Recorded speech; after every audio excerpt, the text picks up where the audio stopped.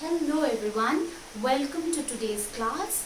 Let us continue studying the chapter Water, a Precious Resource.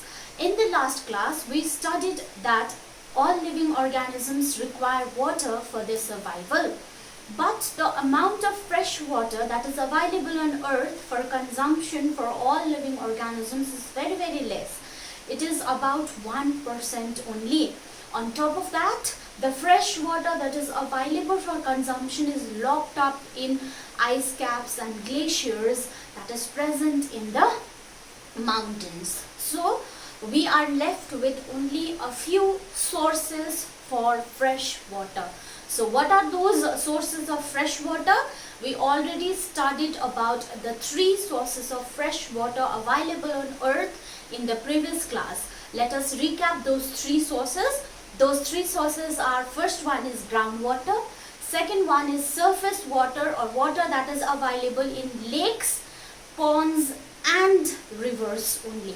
है ponds, lakes र rivers यो तीनटामा चाहिँ fresh water हुन्छ, अरुमा चाहिँ salt water हुन्छ. So यो तीनटा मात्रै fresh water मा count आउँछ, sources of fresh water मा. अनि third मा छ rain water. So we already know about surface water and rainwater. In today's class, let us concentrate on groundwater. Okay. Now, do you know what is groundwater? Have you seen water being drawn from wells and hand pumps? तपाईहरुले देख्नु भएको छ पानी चाहिँ वेलहरुबाट कुवाबाट अनि hand पम्पबाट निकालेको. Usually हाम्रो यो हिली रिजन्समा चाहिँ हामी कुवाबाट ह्यान्ड पम्पबाट पानी निकाल्दैनौं, तर प्लेन साइडहरुतिर चाहिँ पानी जति पनि छ त्यो कुवाबाट ह्यान्ड पम्पहरुबाट निकाल्छ. तपाईहरुले यहाँ नदेखे पनि टिभीहरुमा त देख्नु भएको होला, कुवा देख्नु भएको होला, ह्यान्ड पम्प देख्नु भएको होला हैन. ह्यान्ड पम्प चाहिँ यस्तो फलामको हुन्छ, त्यसमा यस्तो दबाउने हुन्छ, त्यो दबाएर नि के निक्लिन्छ भन्नुस् त पानी निस्किन्छ. Wells भित्र के हुन्छ? Water हुन्छ. So the water that is present in the well, the water that is present in hand pumps, where did it come from? कहाँबाट आयो होला त्यो पानी wells मा र hand pump मा भन्दा चाहिँ it came from ground water. That means the water is present below the ground. हामी जुन चाहिँ ग्राउन्ड मा उभिएको छ त्यो मुनि चाहिँ पानी के भएको हुन्छ, accumulate भएर बसेको हुन्छ र त्यसलाई चाहिँ हामी भन्छौं ground water. अब यो ग्राउन्ड वाटरमा पानी चाहिँ कहाँबाट आयो त? पानी हुन्छ, ग्राउन्ड भित्र पानी हुन्छ, त्यसलाई चाहिँ ग्राउन्ड वाटर भन्छ. तर त्यो पानी चाहिँ कहाँबाट आयो भन्दाखेरि जब when rain falls on earth, it seeps through the various layers of the soil. Water seeps through various layers of the soil. This seeping of water is called infiltration, and when it infiltrates, it fills all the empty spaces in between the rocks, and that forms the ground water. Okay, so water seeps through soil and fills the empty spaces below the ground, and that is known as groundwater. This is ground water. So बुझ्नु भयो? Ground मा पानी कहाँबाट आउँदै रहेछ भन्दा जब पानी पर्छ त्यति बेला चाहिँ सोइलबाट अस्तिको क्लासमा सोइलको क्लासमा हामीले पढेको छ नि water percolates through the soil भनेर हैन. सो यसरी सिप हुन्छ र तल एम्प्टी स्पेसेस फिल गर्छ अनि त्यसलाई चाहिँ ग्राउन्ड वाटर भन्छ. सो वाटर सिप हुनुलाई चाहिँ के भन्दे रहेछ? Infiltration. The seepage of water. सिप हुनु भनेको नेपालीमा सोचिनु भन्छ नि हामी. The seepage of water is known as infiltration. So infiltration forms the ground water. Infiltration of rainwater forms the ground water. Your ground water it is drawn from the wells and the hand pumps. Okay. Now कोही बेला तपाईले construction गर्दै गरेको site देख्नु भएको होला, घर बनाउँदा या त केही अफिस बनाउँदा कुनै पनि बिल्डिङ बनाउँदा खन्छ, जमिन खन्छ हैन.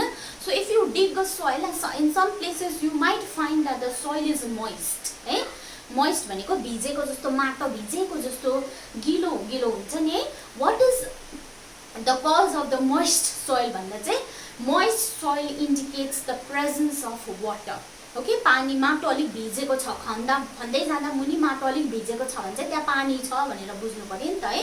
सो त्यस्तो जग्गामा चाहिँ when the soil is dug deeper into the soil, then you will find that below the ground you will find that all the spaces between the rock and the soil particles are occupied by water.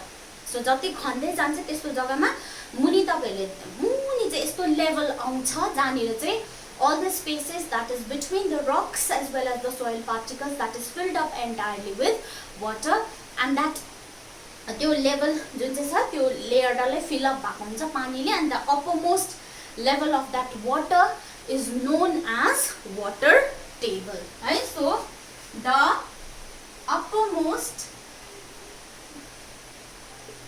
layer of level of water inside the ground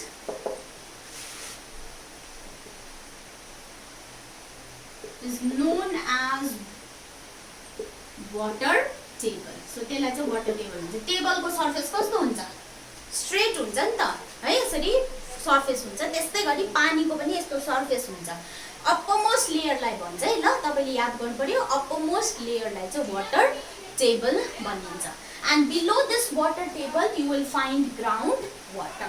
Okay, so below the water present below the water table is ground water. So the water present below this water table is ground water. Okay, uppermost layer is water table. त्यसको मुनि चाहिँ you will find water, and that water is known as ground water. र यो water table is not the same in all the areas. भन्नुको मतलब different areas मा different water table हुन्छ. र यो water table पनि it varies along with seasons also. जस्तो अहिले हाम्रोमा रेनी सिजन छ, पुरा पानी परिरहेको छ. यति बेला वाटर टेबल कस्तो हुन्छ होला? बढेको हुन्छ होला कि घटेको हुन्छ होला? obviously बढेको हुन्छ नि, किनभने पानी परेको छ, वाटर सिप भएकै छ अनि वाटर टेबल बढेर जान्छ. तर ड्राई सिजन्समा जब रेनफल हुँदैन the water table decreases. Okay, so water table varies with place also, it varies with season also. So यहाँ तपाईले तीनटा कुरा याद गर्नुपर्छ. एउटा ग्राउन्ड वाटर भयो, एउटा infiltration, and next one is water table. Okay, so these are the three important things that you need to understand. Okay, now there is one more thing that is known as aquifer. Okay, एउटा चीज हुन्छ त्यसलाई चाहिँ भन्छ हामी aquifer. Now यो aquifer भनेको चाहिँ के हो भन्दाखेरि चाहिँ अब के हुन्छ भन्दाखेरि चाहिँ अब मैले अघि भने नि जति जमिन खन्दै जान्छ त्यो के हुन्छ, तपाईले मोइस्ट जग्गामा जब सबैतिर त पाउँदैन वाटर टेबल.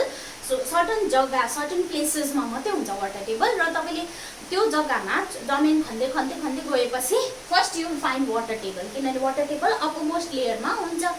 त्यहाँदेखि below that you will find that ground water. होइन, सो यो जुन चाहिँ ग्राउन्ड वाटर छ त्यो चाहिँ के को बिचमा हुन्छ भन्दाखेरि चाहिँ this ground water is present between the water table. माथिपट्टि त वाटर टेबल भयो, मुनि चाहिँ there are layers of rocks, and that is known as aquifer. Okay, so places where water is stored between water table, stored below water table, stored below water table, and between layers of rocks is called aquifer. हेर्नुस् है, पानी चाहिँ soil मात्रै छ भने त सबै सिप हुँदै जान्छ. कलेक्ट हुनुको लागि त रक्स हुनु पर्यो नि मुनि, त्यो रक्सबाट सिप हुँदैन नि. सो जुन चाहिँ जग्गामा रक्स हुन्छ मुनि फेदमा सोइलको मुनिपट्टि त्यो जग्गामा वाटर कलेक्ट भएर बस्छ र that is known as aquifer. So aquifer चाहिँ अब ट्याङ्क जस्तो त्यहाँभित्र चाहिँ पानी हुन्छ ओके अन्त त्यो एक्विफर भित्र भएको पानीलाई चाहिँ we call it the ground water so त्यो ग्राउन्ड वाटर चाहिँ त्यहाँदेखि ह्यान्ड पम्प लगाएर अथवा वेल्सहरू खनेर त्यहाँबाट चाहिँ वाटर निकाल्छ बुझ्नुभयो so 3 things are important first is uppermost layer of the level of water below the ground is known as water table ko muni chai below the water table and between the layers of hard rocks there is a layer of water and that is known as aquifer. That place is aquifer and inside that aquifer you will find ground water. I think it will be more clear if I draw the picture. So picture banayo bhane tapaihरुलाई अलि clear हुन्छ होला ground water aquifer र water table भनेको के रहेछ भनेर so I'll just draw a picture okay or a diagram of the groundwater aquifer and also of the water table. All right, so okay, so just a rough diagram छ है ल suppose this is land यहाँनिर छ भने suppose रुखहरु छ अरे straight away नै बनाइदिउँ म okay so suppose this is the land here you will find trees and all है यहाँनिर treesहरु छ so treesहरु छ so यहाँ clouds छ clouds छ so let us say यहाँ clouds छ so these are the clouds from the clouds rain falls down to the earth. So when it reaches the soil, so it will seep inside, you know, this water will seep inside and when you dig deep into the soil, यहाँ माथि त हुँदैन नि पानी अलिक मुनि भरेको हुन्छ. So when you go deep into the soil, you will find the topmost layer of water. So this is your water table, okay? And here there are rocks, ढुङ्गाहरु छ, these are rocks. These are the rocks. यहाँबाट चाहिँ मुनि पानी छिरेर जानु सक्दैन so यो रक्स मा चाहिँ के भएको हुन्छ पानी भरिएको हुन्छ यहाँदेखि यहाँ so this below the water table and between the rocks there is a layer that is called aquifer हैन यो चाहिँ aquifer हो aquifer मा चाहिँ you will find ground water okay so यसको पाराले चाहिँ water चाहिँ ground water चाहिँ यसको पाराले बनिएको हुन्छ okay so यहाँनिर चाहिँ तपाईहरुले के गर्छ यहाँदेखिको चाहिँ यहाँ चाहिँ ह्यान्ड पम्प लगाउँछ अनि त्यहाँदेखिको या त कुवा खन्छ यहाँनिर Wales खन्छ these are the wells अनि त्यहाँदेखिको water is drawn from here okay so यस्तो पाराले चाहिँ हामी के गर्छ these are the hand pumps this is the hand pump and this is the well so यहाँबाट चाहिँ we harness that ground water. All right, I hope this is clear. र तपाईले यहाँ डायग्रामबाट एउटा कुरा के बुझ्नु पर्छ भन्दाखेरि चाहिँ this water table gets recharged through rain water. Okay, recharge हाम्रो पनि के हुन्छ फोनमा ब्यालेन्स सक्यो नि हामी के गर्छौं रिचार्ज गर्छौं नि त है सकिएपछि रिचार्ज गर्छौं त्यस्तै गरी यहाँ पनि पानी यहाँनिर हामीले चलाउँदै जान्छ ह्यान्ड पम्पबाट वेलबाट चलाउँदै जान्छ सकिन्छ नि अन्त त्यो रिचार्ज के हुन्छ भन्दाखेरि चाहिँ क्लाउडबाट चाहिँ जब रेनफल हुन्छ त्यो सिप भएर यो रिचार्ज हुँदै जान्छ. Alright, so this is aquifer, water table and ground water. Okay, now you know that we human beings we use a lot of water. हामीले सबभन्दा बेसी सबै अर्गानिजम्सहरुमा हेर्यो भने सबभन्दा बेसी पानी कसले चलाउँछ भन्दा चाहिँ ह्युमन बीइङ्सले चलाउँछ.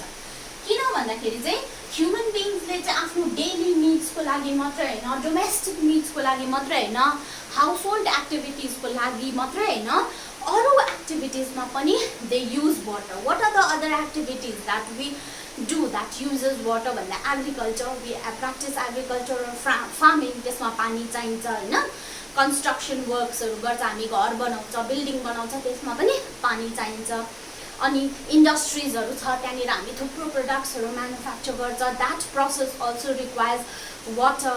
During transportation also we require water. So there are so many activities that use water. So when water is used from the ground for these various activities the water gets depleted. Deplete भनेको reduce हुनु. Okay, so let us study what are the factors that causes depletion of water table. Okay, केले गर्दा चाहिँ water table reduce हुँदै जान्छ. Depletion means reduction हुँदै जान्छ. Okay, now पहिला बुझौँ डिप्लिसन भनेको के रहेछ. डिप्लिसन अफ वाटर टेबल भनेको के रहेछ भन्दाखेरि if the amount of water consumed is more than recharged, then it causes depletion of water table. So water table कसरी reduce हुँदै रहेछ भन्दाखेरि हामीले चलाउनु चाहिँ पानी ग्राउन्डबाट बेसी चलायो, रिचार्ज चाहिँ कम्ती भयो भने water table को depletion हुन्छ. So what are the main factors that causes depletion of water table? Are the main factors that cause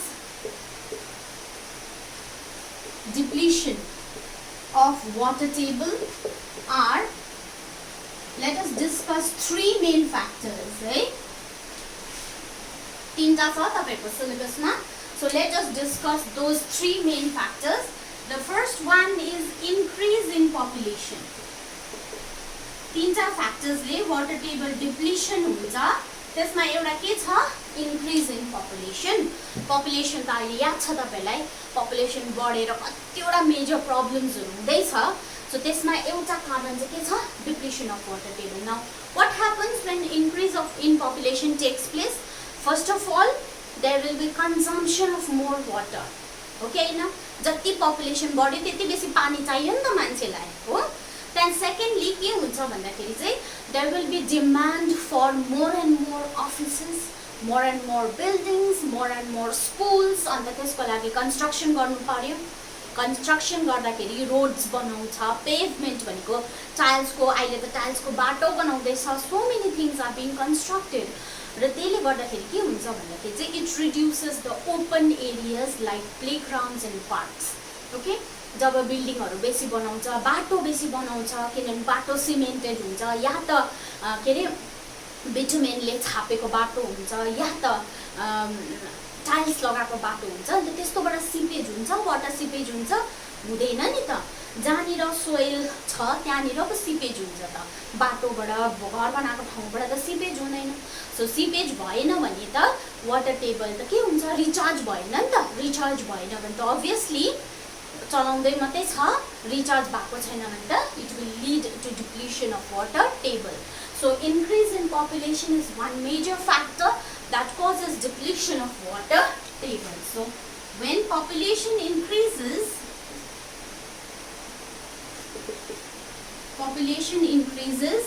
the demand for offices, shops, buildings, hospitals, schools, roads, है ना, roads, pavements, etc. increase. And this leads to decrease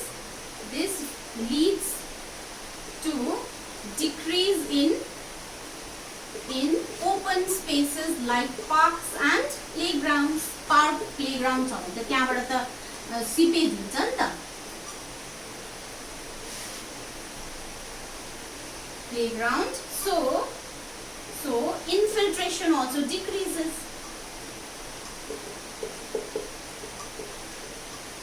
Water decreases. Moreover, there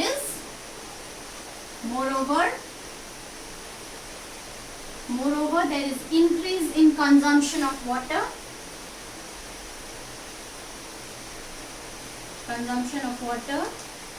During construction,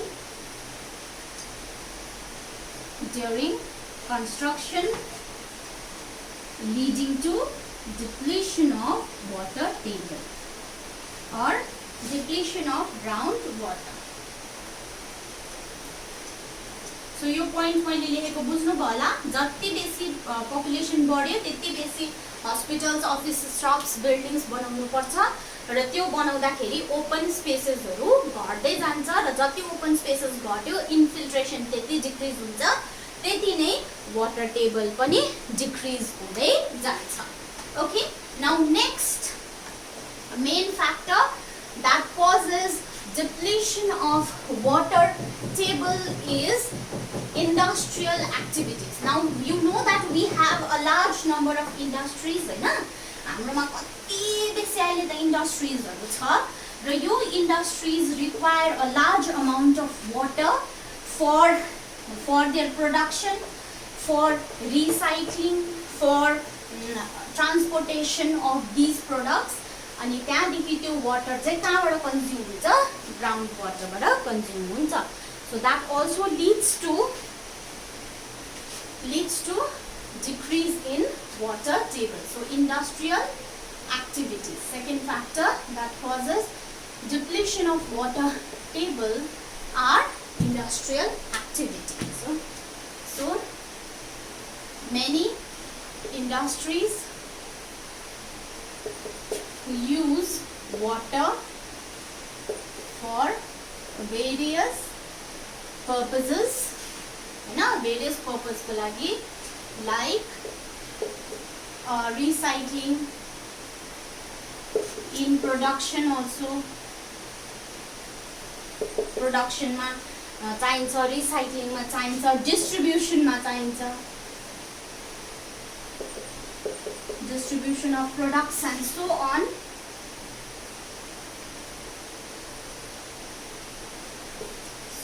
Which causes depletion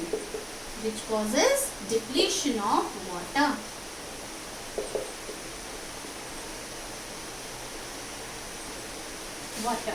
Okay, अनि third छ agricultural activities. अब you know that we need food, for survival. So त्यसको लागि to produce large amount of food, agriculture is practiced, farming is practiced. र farmers they require a huge amount of water for irrigation. जब पानी दिन्छ plants मा त्यति बेला चाहिँ त्यसलाई irrigation भन्छ र irrigation मा थुप्रो पानी चाहिन्छ र usually हाम्रो farmers चाहिँ rain water मा depend गर्नुपर्छ irrigation को लागि। तर जब rainfall is uneven, then they have to depend on groundwater for irrigation, and that leads to depletion of groundwater. So farmers depend on rainwater and canal water. Canal water भनेको कुलोहरु खनेको हुन्छ नि for irrigation. त्यो कुलो पनि त पानी कहाँबाट आउँछ भन्दाखेरि रेन वाटरबाट आउँछ। Okay, so rain water and canal water for irrigation, but due to uneven rainfall, farmers have to use groundwater for irrigation, which leads to depletion of groundwater. So groundwater चलाएपछि त obviously त्यसले के हुन्छ? Depletion हुन्छ groundwater. So these are the three main causes of depletion of water table. Now we know the importance of water, how water is important, why water is important. So water is very, very important to us, not only to us but to all the living organisms. So what we have to do is we have to manage water, or we have to practice water management. Now let us understand what is water management, and let us understand some of the practices that can be done for water management. Okay, so water management भनेको चाहिँ के हो भन्दाखेरि चाहिँ the stopping of wastage of water and using water carefully or judiciously is called water management. Okay, so water management भनेको के रहेछ? पानी वेस्ट गर्नु बन्द गर्नु अथवा हाम्रोमा जति पानी छ त्यो अवेलेबल त्यो पानीलाई चाहिँ के गर्नुपर्छ? राम्रो तरिकाले वेस्ट नगरिकन युज गर्नुलाई चाहिँ वाटर म्यानेजमेन्ट भनिन्छ. Now some of the steps that can be taken for water management are steps for water management are के steps रहेछ भन्दाखेरि फर्स्ट स्टेपमा आउँछ रेन वाटर हार्वेस्टिङ. अब you know that during rainy season we get a lot of rain, हैन? So this rain water can be caught and it can be stored. So that is known as rainwater harvesting. So the technique of catching and storing rainwater. Storing rainwater is water harvesting. यसलाई water harvesting पनि भन्छ, यसलाई rainwater harvesting पनि भन्छ. Okay, store चाहिँ केमा गर्छ भन्दा चाहिँ tanks and reservoirs. The water is stored in tanks. कि त ट्याङ्क बनाउँछ या त रिजर्भियर्समा स्टोर गर्छ. अनि रिजर्भियर्समा स्टोर गरेर चाहिँ त्यहाँदेखिको it is used during dry season. That is known as water harvesting. Okay, and second one is known as Bauri. Bauri चाहिँ तपाईँहरूले फर्स्ट टाइम सुन्दै होला. Bauris are usually present in state like Rajasthan. In Rajasthan, okay, there are tanks, deep tanks. In Rajasthan, there are deep tanks with stairs where rainwater is collected.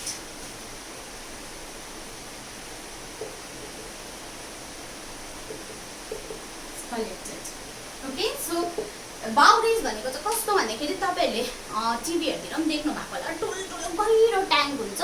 त्यो ट्याङ्कमा जाने पनि स्टेप्सहरू हुन्छ है, अनि सिँढी हुन्छ. अनि त्यहाँदेखि त्यो डिप चाहिँ किन बनाएको भन्दाखेरि चाहिँ अब राजस्थान जस्तो जग्गामा चाहिँ कति हट हुन्छ नि त. हट भएपछि वाटर इभापोरेट भएर जान्छ, सुकिहाल्छ नि त ट्याङ्क चाहिँ. अन्त डिप बनायो भने चाहिँ के हुन्छ, त्यो evaporation will be less faster.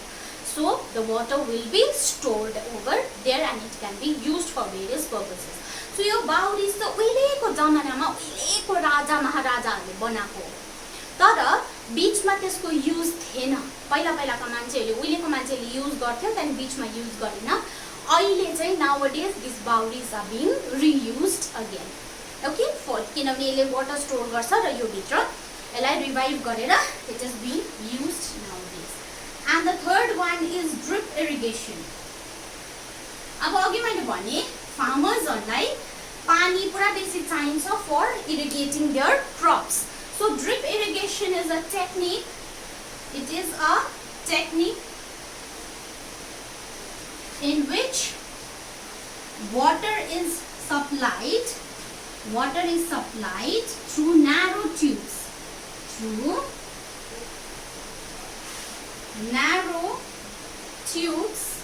And now water is supplied through narrow tubes directly at the base of the plant. So yahanira there is no wastage of water. So pipes बनाएको हुन्छ, डल्लै फिल्डमा नै पाइप्स गएको हुन्छ. अनि जुन चाहिँ प्लान्ट छ त्यसको ठिक्क रुट्समा तप तप तप तप गर्दै ड्रिप भनेको तप तप गर्दै चुन्छ. So त्यसलाई चाहिँ भनिन्छ हामी drip irrigation. So this is the most water friendly method. यो चाहिँ वाटरले यसलाई चाहिँ it stops the wastage of water, huge amount of water. Okay, so we can practice this drip irrigation. यो चाहिँ भयो water management को practices. अब we as individuals also can play a very important role in managing water, in saving water. Okay, so हामीले पनि के गर्नु सक्छ, वाटर सेभ गर्नुको लागि थुप्रो ह्याबिट्सहरू डेभलप गर्न सक्छ र त्यो ह्याबिट्सलाई चाहिँ भनिन्छ हामी water wise habits. Okay, so I will mention a few water wise habits here तपाईहरुले त्यसमा एड गर्नु पर्यो okay what are the water wise habits that you can practice so that we can save water okay so water wise habits के रहेछ भन्दाखेरि okay first water wise habit is that if pipes or taps in our homes or schools or any other places schools etc are leaking what we have to do then replace it immediately